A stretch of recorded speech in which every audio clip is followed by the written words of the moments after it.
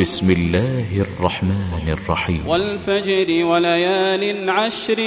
والشفع والوتر والليل إذا يسر هل في ذلك قسم لذي حجر ألم تر كيف فعل ربك بعاد إرم ذات العماد التي لم يخلق مثلها في البلاد وثمود الذين جابوا الصخر بالواد وفرعون ذي الأوتاد الذين طغوا في البلاد فأكثروا فيها الفساد فصب عليهم ربك سوط عذاب إن ربك لبالمرصاد فأما الإنسان إذا ما ابتلاه ربه فأكرمه ونعمه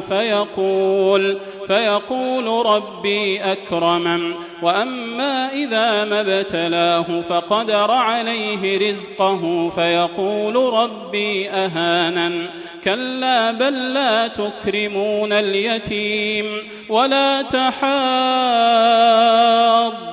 على طعام المسكين وتأكلون التراث أكلا لما وتحبون المال حبا